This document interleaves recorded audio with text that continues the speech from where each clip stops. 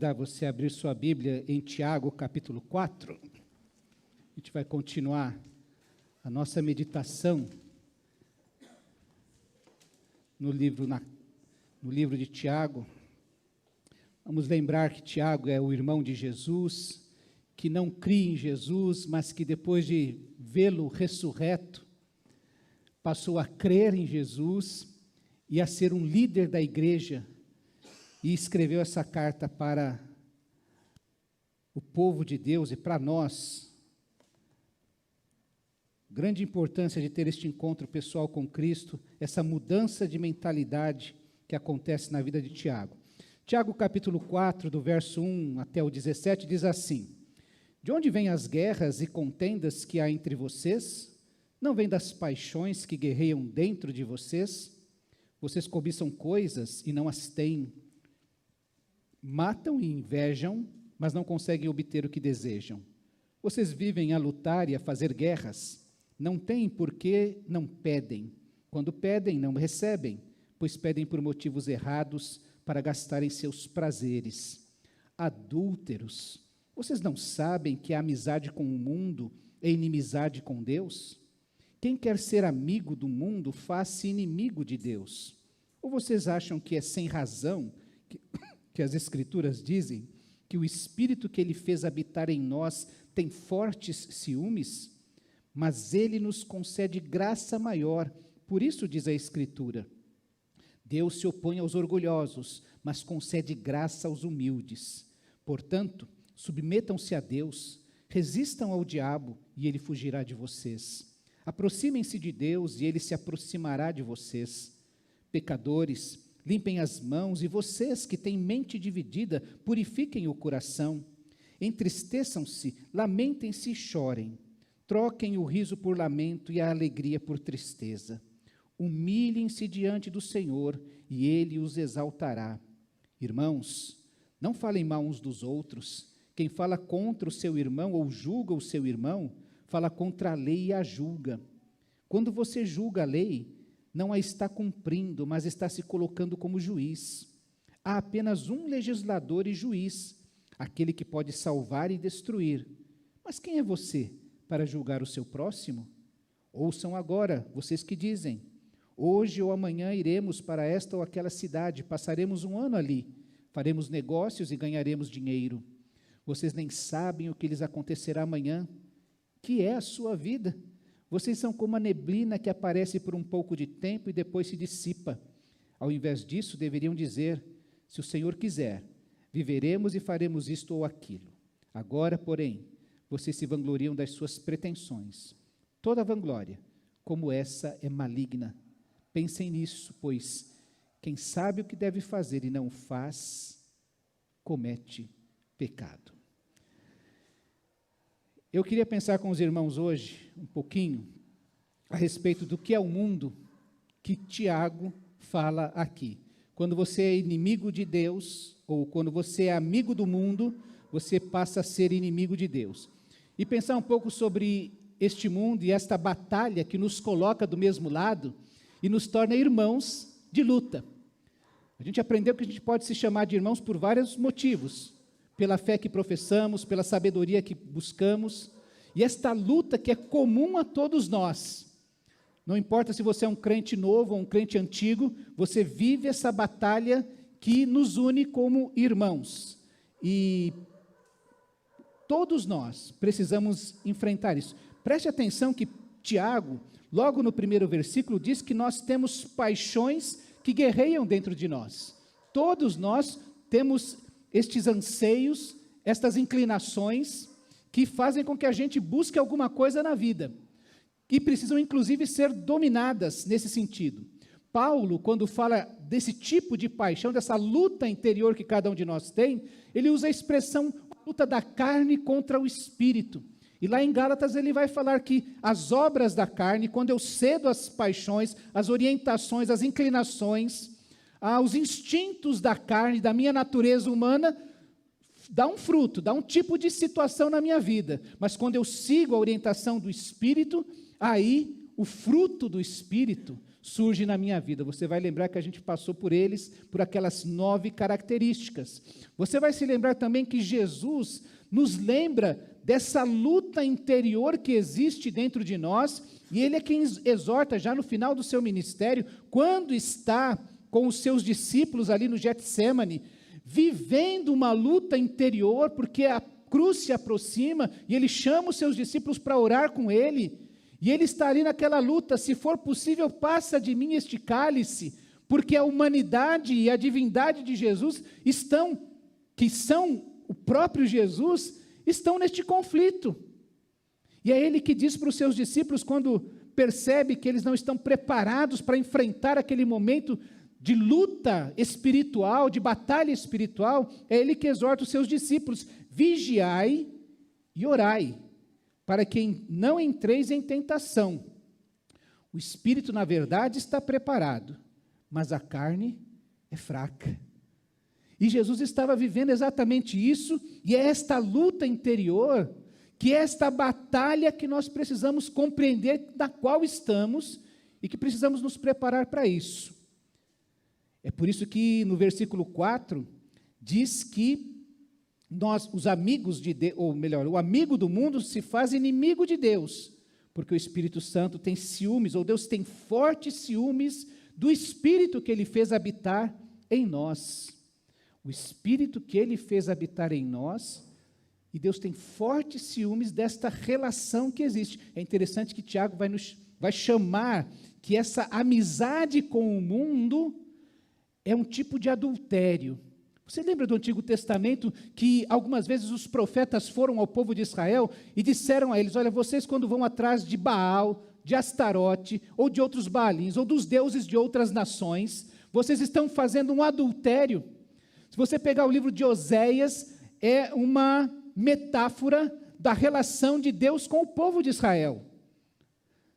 Gomer, a mulher de Oséias, adultera, vai atrás de outros homens, e Deus usa isso para mostrar: olha, o povo de Israel está fazendo a mesma coisa quando vai atrás de outros deuses. E aqui, Tiago usa essa mesma expressão, esta mesma ideia, para falar àqueles cristãos que quando você tem esta amizade com o mundo, você está traindo a sua relação com Deus. Por isso que eu queria pensar o que é o mundo, porque quando eu era criança, o mundo ele era muito definido.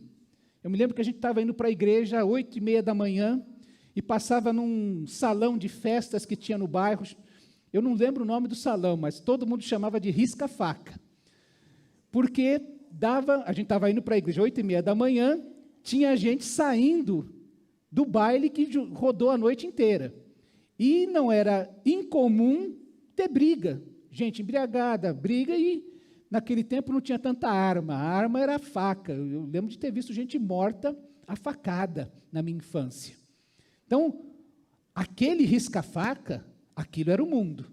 Não vá naquele lugar, porque ali é o mundo. Ou outras situações também, como comportamentos. Existem alguns comportamentos que são do mundo, não são de crente. Então eu aprendi que o crente não dançava, o crente não bebe, o crente não vai em determinados lugares e não faz determinadas coisas. E o mundo está caracterizado por aquele tipo de comportamento, inclusive de roupas. No meu tempo, o problema era mini saia. Ele pensa que eu era criança no comecinho da década de 70. E a mini saia, eu acho que teve o auge ali na década de 60, aquela revolução cultural. E isso chegava para a igreja. Um problema sério que eu lembro de muitos comentários, era casais que se tocavam durante o culto. Não eram casados, mas aí você ouvia esses comentários. Veja que eu cresci na igreja, né? A namorada que ficou fazendo carinho na cabeça do namorado durante o culto. E isso era um problema, dava tanto problema.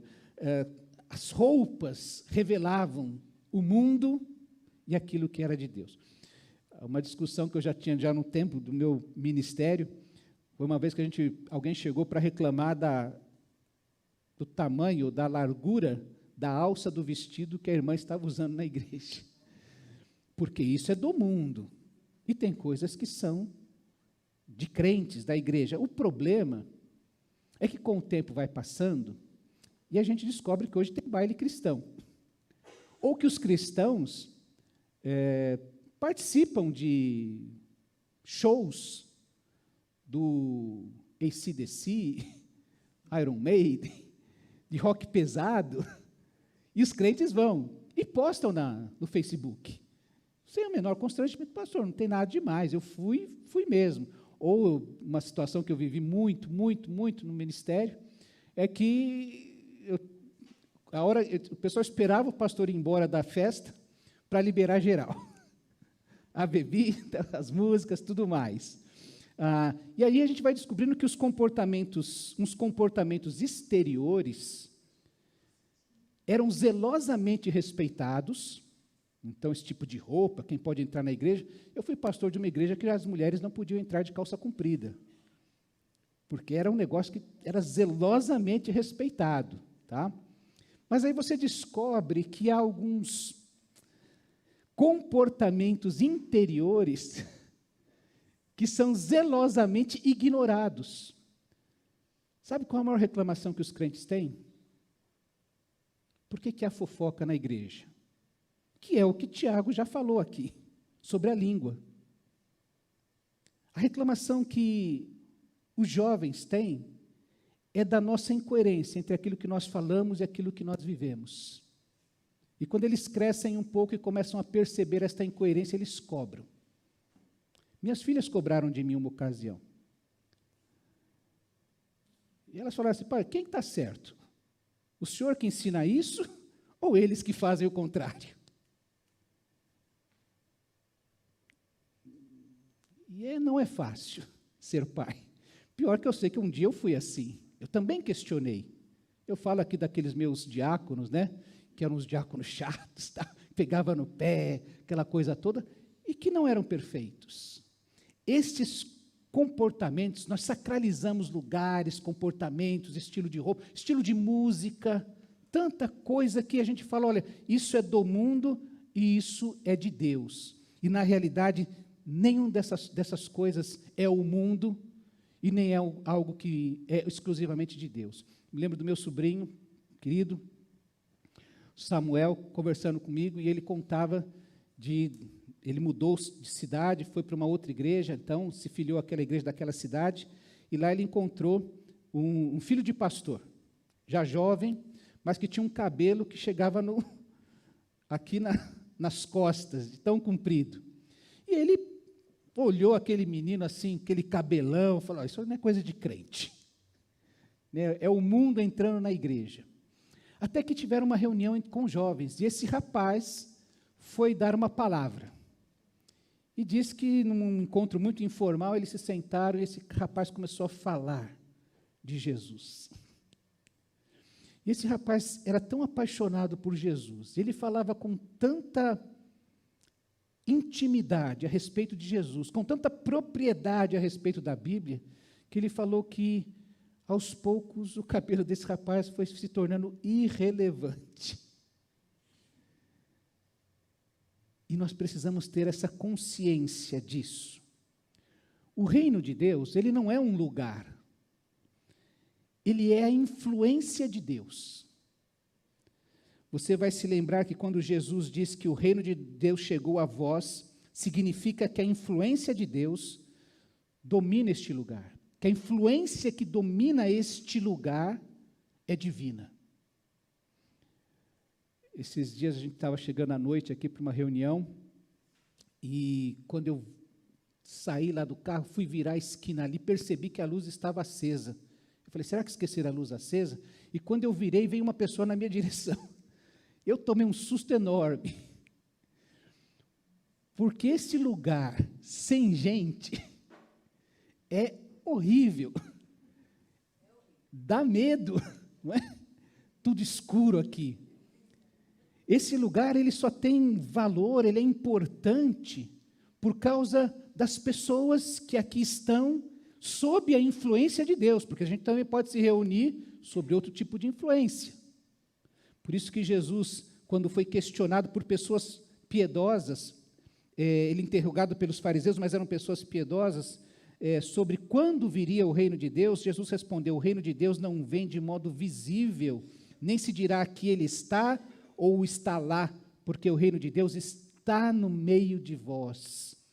Ele é esta influência.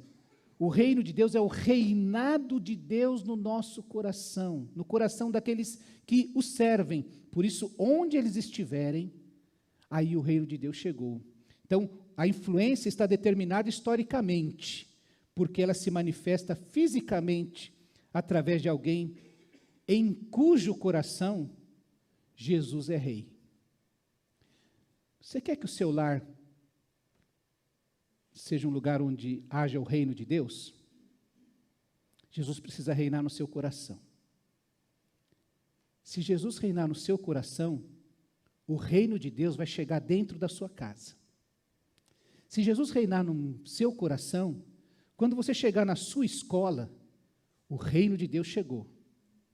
Se Jesus reinar no seu coração, quando você chegar no seu trabalho, o reino de Deus chegou. O reinado de Cristo chegou. Lembra que domingo passado a gente terminou dizendo, olha, encha o seu coração de Cristo. E a sua língua não vai falar coisas erradas. Ela vai destilar sabedoria. E Tiago está falando sobre isso. Lutero disse certa ocasião que o diabo, ele é o contrafator de Deus. Ele é diametralmente oposto. Se você fala que Deus é santo, o diabo é sujo. Que Deus nos ama, o diabo nos odeia. Ele quer matar, roubar e destruir. Ele é o contrário de Deus. E o mundo, então, não é um lugar. O risca-faca. O mundo está lá. Eu já namorava a Rosângela nessa época. A gente já era adolescente. E eu contei para os irmãos que o pastor Enéas Tonini começou uma campanha, um trabalho na Casa de Portugal, ali na Avenida Liberdade. Toda terça-feira, de noite, tinha um cultão diferente, negócio. Para os irmãos terem uma ideia, a tecnologia mais moderna que existia era o projetor de acetato, daquela folha, a coisa mais moderna que existia naquele tempo. E aquele culto tinha 2, que era um negócio. As igrejas não conseguiam comprar um, eles tinham 2. Um projetava as letras e outro projetavam imagens. Uma coisa tremenda para nós. A Casa de Portugal era uma casa de shows, de bailes. Mas terça-feira, eu me lembro do líder de louvor dizendo, olha, nós nesta hora consagramos este lugar como um pedacinho do céu. O povo de Deus está se reunindo aqui. E não importa o que teve segunda, domingo, sábado, aqui agora é um lugar santo, separado para a adoração do Senhor. Então, o mundo não é um lugar, não é exatamente um comportamento ou um jeito, mas a influência diabólica que domina o ambiente. Isso é o mundo. Domina o ambiente, o coração e os comportamentos. Você vai se lembrar que Jesus diz João lembra aos seus ouvintes, sabemos que somos de Deus e que o mundo todo está sob o poder do maligno, sobre o domínio, sobre a influência do maligno. O Jesus fala, já não falarei muito, pois o príncipe deste mundo está vindo. Ele não tem nenhum direito sobre mim. Jesus está falando isso quando está próximo de ser preso e ser crucificado. Ou quando Paulo fala a respeito deste inimigo, ele diz assim, o Deus desta era cegou o entendimento dos descrentes para que não vejam a luz do evangelho da glória de Cristo, que é a imagem de Deus. O Deus deste século, o príncipe deste mundo, o mundo todo está sob o poder deste inimigo. A influência diabólica que pode nos alcançar em qualquer lugar, como eu disse, até num lugar como esse, num momento como esse, nos nossos comportamentos. Apesar de não podemos definir que o mundo é um lugar, é um tipo de comportamento, os lugares e os comportamentos têm a ver com o mundo. A maneira como você está e faz revela se você é amigo de Deus.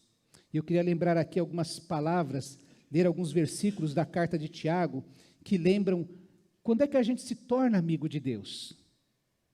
A vantagem de ser amigo de Deus. Eu sei que tem muita gente assim que fica seduzido pelo mundo. O mundo não é algo que a gente não está fazendo nesse momento, mas é essa influência que o inimigo tem. Por exemplo, ele vai lembrar que quando a gente busca, ou que para a gente ser amigo de Deus, ele vai lembrar na sua carta, que a gente busca a sabedoria de Deus.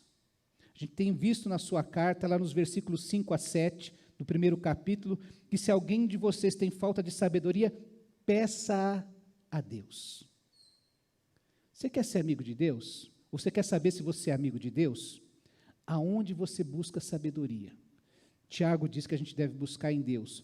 Lá no capítulo 3, nos versos 17 e 18, mas a sabedoria que vem do alto é antes de tudo pura, depois pacífica, amável, compreensiva, cheia de misericórdias e de bons frutos, imparcial e sincera. O fruto da justiça semeia-se em paz para os pacificadores. Aonde você busca sabedoria? Quando você está em dúvida, quando você tem uma questão, uma angústia, um problema, aonde você busca sabedoria? Tiago diz que a gente precisa buscar em Deus. Quando você busca conhecer as Escrituras para poder praticar, uma das questões que Tiago mais critica aqui, ou que ele mais insiste, que a gente deve não se enganar com relação a isso, verso 22 do capítulo 1, sejam praticantes da palavra, e não apenas ouvintes, enganando-se a si mesmos. Quem só ouve e não pratica, está se enganando. E ele fala que quando a gente busca conhecer as Escrituras para poder praticar, é quando a gente está buscando e cultivando a amizade com Deus. Ele termina o capítulo 2, no verso 26, dizendo assim: assim, o corpo sem espírito está morto, também a fé sem obras está morta. Fé, conhecimento intelectivo, ideias, sem encarnação, sem prática, não é amizade com Deus. E Tiago vai criticar isso.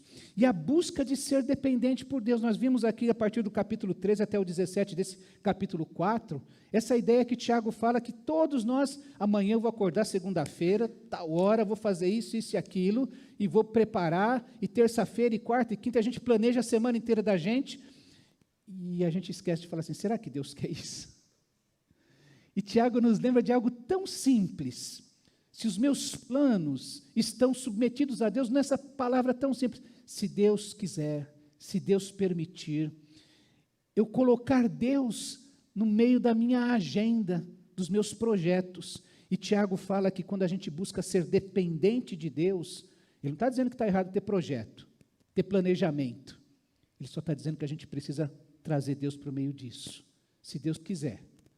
Terça-feira eu vou fazer isso, isso e aquilo, quarta aquilo, quinta aquilo, sexta aquilo, vou fazer isso, vou pagar aquilo, vou investir dessa maneira. Percebe? Você quer ser amigo de Deus? Busca a sabedoria de Deus. Você quer ser amigo de Deus? Busca conhecer a palavra para poder praticar a palavra. Busca ser dependente de Deus. Nós acabamos de cantar aqui esse cântico tão bonito sobre a graça de Deus, é tudo que eu preciso. Essa graça vai me levar, vai me encaminhar, vai me proteger. E a gente pode perceber se é amigo de Deus, pela influência que Deus tem sobre a nossa vida. Veja que Tiago, logo no início da sua carta, começa a falar sobre ser perseverante diante das dificuldades. Crente que desaba diante das dificuldades, não está sendo amigo de Deus. Lembre-se de alguém, lembre-se dos heróis da fé, lembre-se das histórias bíblicas, lembre de alguém que andou com Deus e que no momento da necessidade, Deus falhou com ele. Os amigos de Deus, Deus socorre. Essa semana a gente colocou um versículo que falava exatamente isso na oração. Deus socorre aqueles que o buscam, aqueles que são seus amigos, aqueles que são seus fiéis, aqueles que buscam intimidade com Deus. E Tiago vai falar exatamente isso. A influência que Deus tem sobre a sua vida, você é perseverante nas dificuldades. Todo mundo vai ter dificuldade. Se eu perguntar aqui agora, você vai ter uma lista para me dizer, pastor, eu tenho problema nisso. Mas Tiago está dizendo que Deus, caminhar com Deus, é encontrar forças para ser perseverante, é encontrar ajuda para ouvir mais do que falar. Veja que no versículo 19 do capítulo 1, ele diz assim, meus amados irmãos, tenham isto em mente, todos estejam prontos, sejam todos prontos para ouvir, tardios para falar, tardios para se irar. Nós vivemos num tempo que todo mundo tem que falar. Eu já contei para os irmãos que a gente se encontra com os colegas e todos pastores, todos muito preparados, e a gente às vezes tem dificuldade de se ouvir. Todo mundo tem resposta. Quando alguém fala assim, hoje eu estou triste, está todo mundo já dando a resposta, a solução para a tristeza da pessoa. A gente às vezes tem que se disciplinar para ouvir. Nós aprendemos no HDR que uma das maiores provas de amor é a comunicação, ser capaz de ouvir o outro. Então, e aqui Tiago fala assim, esteja pronto para ouvir. Isso é de Deus. Ah, pastor, mas eu sou falador, eu sou tagarela mesmo, quando estou falando, já estou falando. Meu amigo, minha irmã, meu querido irmão, quando a gente anda com Deus, Deus nos ensina a ouvir mais do que falar. Eu tenho insistido que quando a gente tem respostas muito rápidas, só revela que a gente não orou o tempo suficiente para isso. Se esse Deus te ajuda a dominar a própria língua e fazer dela um instrumento de bênção. Eu sei que o capítulo 3 de Tiago é um capítulo que eu até brinquei, eu falei, vai ser a mensagem mais desnecessária que eu vou pregar na vida da igreja. Mas a ideia de Tiago não é só criticar a língua, mas lembrar que a nossa língua deve ser um instrumento de bênção para as pessoas. Que quando nós estivermos falando, a nossa palavra seja temperada com sal, ou que vou repetir aqui aquilo que aconteceu com Jesus, as pessoas ficavam admiradas ao ouvir o seu ensino. E a grande sabedoria naquilo que há na palavra de Deus. E a gente precisa ter essa ideia, essa influência de Deus sobre a nossa vida. Aquilo que eu falo abençoa as pessoas, abençoa aquele casamento em crise, abençoa aquelas pessoas que estão brigadas entre si, abençoa aquela que está perdida, não sabe o que vai fazer da vida, que está desanimada, entristecida, com raiva, com angústia, com egoísmo, que ele vai falar aqui. Quando Deus te ajuda a resistir ao diabo. E é interessante que Tiago fala aqui, portanto, submetam-se a Deus e resistam ao diabo. Que este resistir ao diabo tem a ver comigo e com você. Não é um negócio que eu fico esperando, Deus vai vir me socorrer só. Quando a gente pensa sobre a pornografia no celular, existe uma série de mecanismos para você se proteger disso. Eu tenho encontrado meninos de 10 anos já envolvidos com pornografia. Com 10 anos, eu acho que eu nem gostava, acho, de menina ainda. A gente gostava de ficar entre os meninos, né? Era o clube do Bolinho e o clube da Luluzinha. Hoje, 10 anos envolvidos com pornografia. Mas a gente tem uma série de mecanismos que a gente pode fazer isso. E resistir ao diabo é algo que a gente está na nossa cabeça, na nossa intenção fazer isso. Lembra-se que ele vai também ajudar a nos purificar. Em relação ao nosso interior, essa influência moral, ou tirar a impureza moral, a maldade, a ira. Veja que nos versos 19 e 20 do primeiro capítulo, ele diz assim, meus amados irmãos, sejam prontos para ouvir, tardios para falar e tardios para irar-se, pois a ira do homem não produz justiça de Deus. Portanto, livrem-se de toda impureza moral e toda maldade que prevalece, e aceitem humildemente a palavra implantada em vocês, que é poderosa para salvá-los da ira, da impureza moral e da maldade. E isso tem a ver com o nosso interior. O que eu vou pôr dentro do meu coração? Cristo ou outras coisas? Essa maldade, essa impureza moral, essa maldade, permitir que a ira domine o meu coração. Então, quando fala sobre purificar o coração, está falando sobre purificar o meu interior. Também purificar o meu relacionamento com o outro, porque no capítulo 3, 14 a 16, ele diz assim, que adianta, meus irmãos, alguém dizer que tem fé, se não tem obras? Perdão.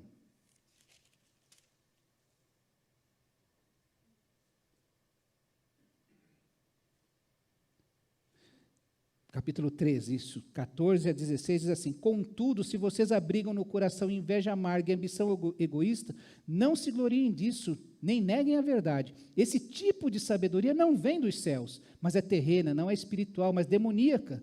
Pois onde há inveja e ambição egoísta, aí há confusão e toda espécie de males. E isso tem a ver com relação ao outro. Purificar os relacionamentos uns com os outros.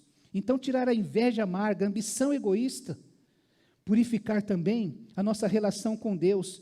No capítulo 1, verso 8, diz assim, pois tem mente dividida, verso 7 e 8. Não pense tal pessoa que receberá coisa alguma do Senhor, pois tem mente dividida e é instável em tudo o que faz. E no versículo 4, 8, diz que aproximem-se de Deus, Ele se aproximará de vocês. Pecadores, limpem as mãos, e vocês que têm mente dividida, purifiquem o coração. Purificar nossa relação com Deus, exatamente parar de ter essa mente dividida e instável. Hoje eu estou com Deus, amanhã eu não sei. Quando tudo está bem, glória a Deus. Quando tudo está mal, eu caio desmilinguido, né, na minha fé. Não há instabilidade. E isso tem a ver com a nossa fé em Deus, com o nosso tipo de relacionamento com Deus. Quando a gente canta assim que Deus é bom em todo tempo Deus é bom, está tudo bem, Deus é bom, está tudo mal, Deus é bom. Deus respondeu a minha oração, glória a Deus. Deus não respondeu a minha oração, glória a Deus também. Essa influência de Deus que te ajuda igualmente a tratar todos igualmente, sem pré-julgamentos. O capítulo 2, ele trata sobre isso, sobre a acepção de pessoas, e no capítulo 4, versos 11 e 12, ele fala para a gente não falar mal do nosso irmão, não julgar o nosso irmão, porque aqui a gente não é legislador e juiz. Quem faz isso é Deus. E no capítulo 4, 13 a 17, quando ele vai falar sobre essa incerteza dos planos humanos, ele vai falar exatamente da gente aprender a ter dependência de Deus. Sabe esse problema que você tem no coração? Esse problema que você tem na sua casa? Esse problema que você tem que resolver na sua vida? Você precisa depender de Deus para ajudar você a resolver isso. Cuidado quando você sai falando que você vai fazer e acontecer sem que Deus te ajude. Agora você é do mundo, você está no mundo, você é mais amigo do mundo, quando você prefere mais a sabedoria do mundo do que a sabedoria de Deus. Quando você depende mais do jeito de você fazer do que do jeito de Deus fazer. Eu quero lembrar que a sabedoria do mundo, as ciências, todos os nossos conhecimentos, eles são muito úteis, porque eles vêm de Deus. Tiago vai falar que todo bem vem do alto, do Pai das luzes, em quem não há sombra nem variação. Então, os conhecimentos são excelentes. Eu conversando com meus amigos, pastores todos, e lembrando que o grande medo, a grande luta dos pastores, é que a sua alma não seja sequestrada pela psicanálise, pela filosofia, pela psicologia, pela sociologia, pela política. De repente, você se inteira destes assuntos, destes temas, e aos poucos você está entendendo o mundo, interpretando a realidade, não mais pela ótica da palavra de Deus, mas pela ótica dessa ciência. E chega um momento, meus irmãos, que as ciências, na alma do pastor e na alma do cristão, ela age que nem a mulher de Jó. Ela olha para você e fala assim: amaldiçoa o teu Deus, e morre. Mata a sua fé. Porque a fé é um outro patamar, é uma outra prateleira, é uma outra maneira de entender o mundo. É por isso que os jovens, quando entram na universidade, todo mundo tem que fazer a universidade, tá? Falo para os adolescentes, olha, ninguém me fala em casar enquanto não acabar a faculdade. Tem que estudar. Mas saiba que quando você chegar lá, eles vão dizer assim, você é crente? Você é um bobão. Você acredita que Deus criou o universo? Você é ingênuo. Vão fazer isso. E é quando eles estão falando assim, ó, amaldiçoa o teu Deus e morre. A gente precisa ter certeza do que nós cremos, para, assim como Jó, olhar e falar assim, você está sendo insensato. E é interessante que Jó responde para sua mulher, eu vou aceitar o bem dado por Deus e não o mal. A inconstância é ser amigo do mundo, mais do mundo. Ceder aos desejos, aos caprichos, quando eu me deixo dominar pela ira, tudo isso é ser mais amigo de Deus. Mas eu quis dar aqui hoje a ênfase do que Deus está disposto, a sua influência traz para a nossa vida.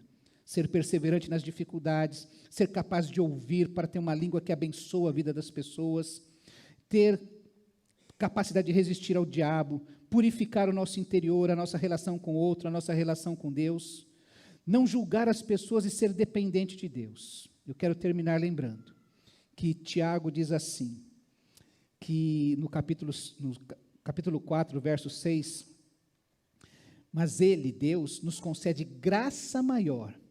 Por isso diz a Escritura, Deus se opõe aos orgulhosos, mas concede graça aos humildes. Quando Jesus disse assim, o que significa se submeter a Deus? O que significa ser amigo de Deus? Jesus, certa ocasião, quando falava com seus discípulos, e lembra que ele separou os 12 para aquela última ceia, onde ele instituiu a ceia do Senhor, ele diz assim, quem tem os meus mandamentos e lhes obedece, esse é o que me ama. Aquele que me ama será amado por meu Pai, e eu também o amarei, e me revelarei a ele. Ele não vai deixar a gente órfão. Eu vou me revelar a ele. E ele está falando isso para os discípulos dele, diante, olha, mais um pouco de tempo e vocês não vão me ver mais. Eu vou ser morto. Mas se vocês obedecerem os meus mandamentos, eu vou me revelar a vocês. Ainda nessa mesma ocasião, ele diz assim, vocês serão meus amigos, se fizerem o que eu lhes ordeno. Já não os chamo servos, porque o servo não sabe o que o seu senhor faz. Em vez disso, eu os tenho chamado amigos, porque tudo o que eu vi de meu Pai, eu tornei conhecido de vocês. Vocês não me escolheram, mas eu os escolhi para irem e darem fruto, fruto que permaneça, a fim de que o Pai conceda a vocês o que pedirem em meu nome. Este é o meu mandamento. Amem-se uns aos outros. Jesus dizendo que Ele vai conceder, e é uma escolha dEle, nos fazer amigos dEle. Você cantou aqui um cântico que falava da graça.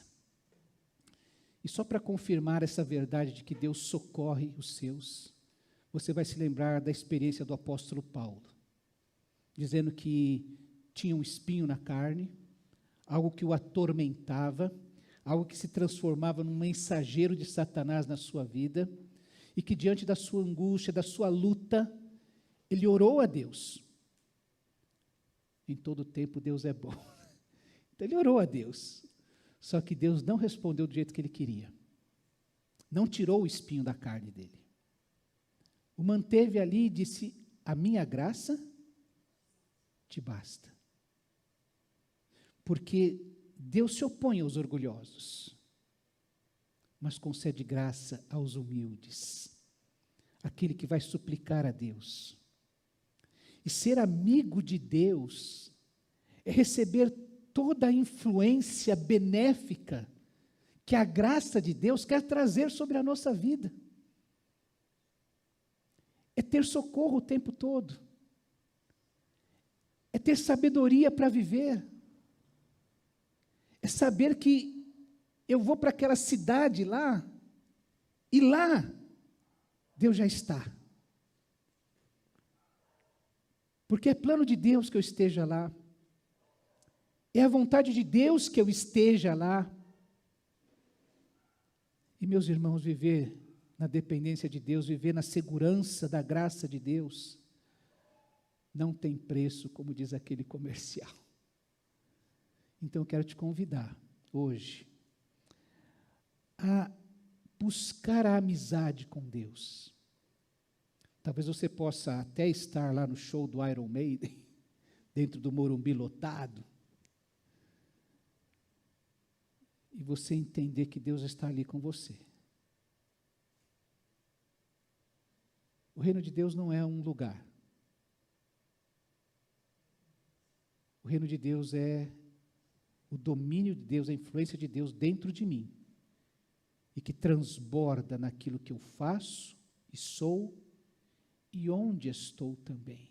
Como eu disse, a gente não define o reino por um lugar, ou por um tipo de comportamento, mas o reino de Deus, o reinado de Deus em nós, transborda para os lugares onde nós estamos e para as coisas que fazemos. Revelamos que estivemos na presença de Deus. Eu queria convidar você, agora, fazer um compromisso com Deus. Eu quero chegar na minha casa, e a minha língua revelar que eu sou amigo de Deus, para minha esposa, para os meus filhos, para o meu marido, para os meus familiares, para os meus vizinhos, para os meus colegas de serviço, aonde eu estiver, eu quero que as pessoas lembrem, percebam que eu sou amigo de Deus. Você gostaria que isso acontecesse na sua vida?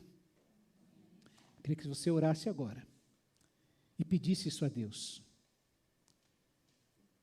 Tiago, logo no início, diz assim, que Deus concede sabedoria para quem pedir. Ele vai dar liberalmente. Então peça a Deus agora. Eis aí uma coisa que Ele não vai negar para você. Vamos orar então? Queria convidar você que está orando e pedindo sabedoria a Deus, para vir aqui à frente. Quero orar com você e por você agora. Deus querido, eu quero te pedir nesta hora, que o Senhor conceda sabedoria para esses irmãos que estão pedindo agora, Deus. Que cada momento eles possam perceber a Tua influência sobre as suas vidas. Que ao orar, ó Deus, eles possam receber a resposta certa para as palavras que deverão dar para quem estiver ao lado deles. Seja marido, seja esposa, seja filhos, sejam parentes, sejam amigos, ó Deus, sejam os vizinhos. Que o Senhor conceda que eles sejam luz onde estiverem, que eles de fato vivam e se transformem em sal da terra, que dá sabor, que evita o apodrecimento deste mundo. Ó Deus, que eles sejam bênção onde estiverem. Nós te pedimos, ó Deus, que o Teu Santo Espírito revele a eles que eles são amigos de Deus, que o Senhor lhes conceda as forças, ó Deus, para em cada momento, em cada decisão, obedecer ao Senhor, que a sua obediência seja do fundo do coração, e também se manifeste, ó Deus, nos atos, do dia a dia, ó Deus, onde as pessoas estão observando, não para que eles sejam admirados, mas para que o Senhor deles, o Senhor que se aceita em seus corações, o Pai de quem eles usam o nome, seja glorificado pelas palavras, pelas ações, pelo comportamento, ó Deus, onde eles estiverem. Ó Deus, que se revele que eles são teus filhos, que o Senhor lhes conceda, ó Deus, todas as forças necessárias, que o Senhor os proteja do inimigo, que o inimigo fuja deles, ó Deus, porque eles estão agarrados em Ti, suplicando pelo Teu poder, a Tua direção. Ó Deus querido, que eles tenham esta experiência maravilhosa contigo, que eles possam terminar cada dia agradecidos porque o Senhor é o seu amigo. Abençoa, Deus, a vida destes meus irmãos, no nome precioso, poderoso, de nosso amado Senhor e Salvador Jesus Cristo, o grande amigo que nós temos. Em nome de Jesus, amém, ó Deus.